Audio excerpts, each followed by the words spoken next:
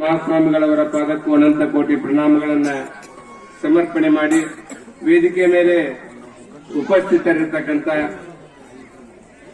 ಬಹಳಷ್ಟು ಜನ ಪೂಜ್ಯರು ಕೂಡ ಆಗಮಿಸಿದ್ದಾರೆ.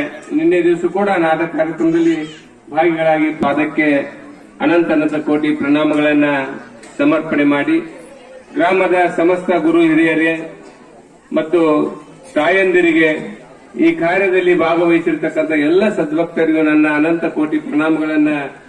ಶ್ರೀಶೈಲದಕ್ಕೆ ಪಾದಯಾತ್ರೆ ಹೋಗ್ತೀವಿ ಅಂತಂದ್ರೆ ಅದರಲ್ಲಿ ದೇವರ ಮೇಲೆ, ಮಲ್ಲಿಕಾರ್ಜುನನ ಮೇಲೆ, ಮಲ್ಲಯ್ಯನ ಮೇಲೆ ನಿಮಗೆ ಭಕ್ತಿ ಇರಬೇಕು, ನಂಬಿಕೆನೂ ಕೂಡ ಇರಬೇಕು. ಅವ್ರು ಹೋಗ್ತಾರೆ ಇವ್ರು ಹೋಗ್ತಾರೆ ಅಂತ ಹೇಳಿ ನಾವು ಪಾದಯಾತ್ರೆ ಮಾಡೋದಲ್ಲ. ನಂಬಿಕೆ, ಒಂದು ವಿಶ್ವಾಸ ಬಿಟ್ಟು ಭಕ್ತಿ ಇಟ್ಟು ನಾವು ಹೋಗಿದ್ದೆ ಆದ್ರೆ ಆ ದೇವರ ನಮಗೆ ಫಲ ಕೊಟ್ಟೇ ಕೊಡ್ತಾನೆ.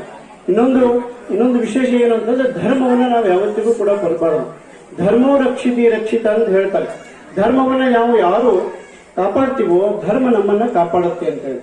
ಅದಕ್ಕಾಗಿ ಸ್ವಾಮಿ ವಿವೇಕಾನಂದ ಅವರು ಹೇಳ್ತಾರೆ, ಧರ್ಮ ಇರುವುದು ಕೇವಲ ಸಿದ್ಧಾಂತಗಳಲ್ಲಿ ಅಲ್ಲ, ಧರ್ಮದ ಆಚರಣೆಗಳಿದೆ ಅಂತ ಹೇಳ್ತಾರೆ.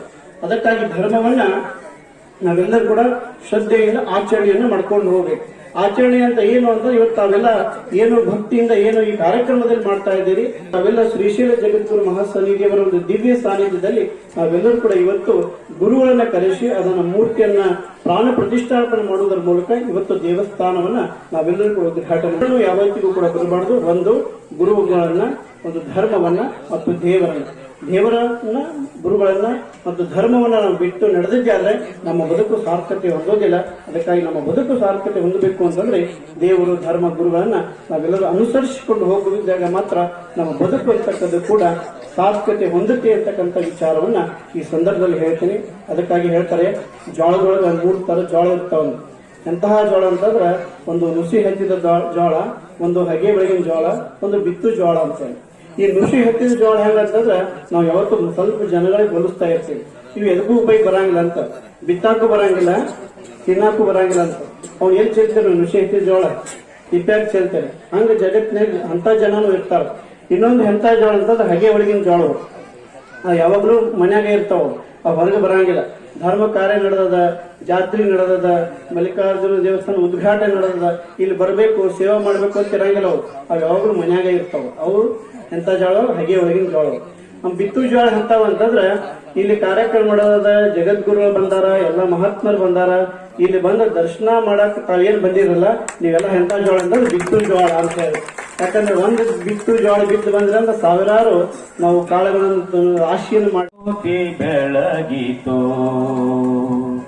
ಜ್ಯೋತಿ ಬೆಳಗಿತೋ, ಧರ್ಮದ ಜ್ಯೋತಿ ಬೆಳಗಿತೋ, ಭಕ್ತ ಎಂಬ ನಾಮದಿಂದ ಜ್ಯೋತಿ ಬೆಳಗಿತೋ, ಭಕ್ತಿ ಎಂಬ ನಾಮದಿಂದ, ಭಕ್ತಿ ಎಂಬ ನಾಮದಿಂದ ಪ್ರಭೆಯ ಹರಡಿತೋ, ಜ್ಯೋತಿ ಬೆಳಗಿತೋ, ಧರ್ಮದ ಜ್ಯೋತಿ ಬೆಳಗಿತೋ, ಭಕ್ತ ಎಂಬ ನಾಮದಿಂದ ಜ್ಯೋತಿ ಬೆಳಗಿತೋ, ಭಕ್ತಿ ಎಂಬ ನಾಮದಿಂದ, ಭಕ್ತಿ ಎಂಬ ನಾಮದಿಂದ ಪ್ರಭೆಯ ಹರಡಿತೋ.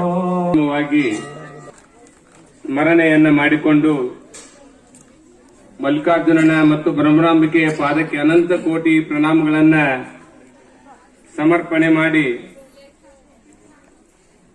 ಹಲವು ಮಾತೇನು ನೀನು ಒಲಿದು ಗುರುವೆ ಕೃಪೆ ಮಾಡು ಅಂತಕ್ಕಂಥ ಮಾತನ್ನ ಈ ಸಂದರ್ಭದಲ್ಲಿ ಸ್ಮರಣೆಯನ್ನ ಮಾಡಿಕೊಳ್ಬೇಕಾಗಿರ್ತಕ್ಕಂಥ ಶುಭ ಸಂದರ್ಭ.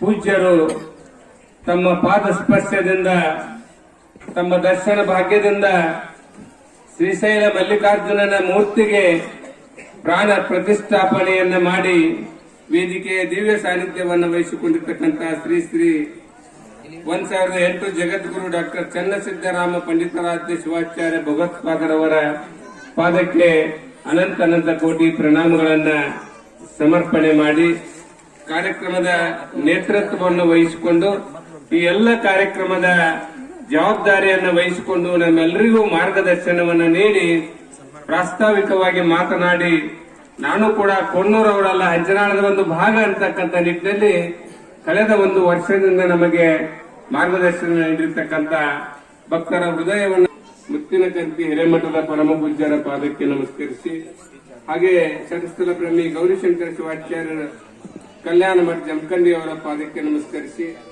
ಶಂಭುಲಿಂಗೇಶ್ವರ ಯೋಗಾಶ್ರಮದ ಪರಮ ಪೂಜ್ಯರ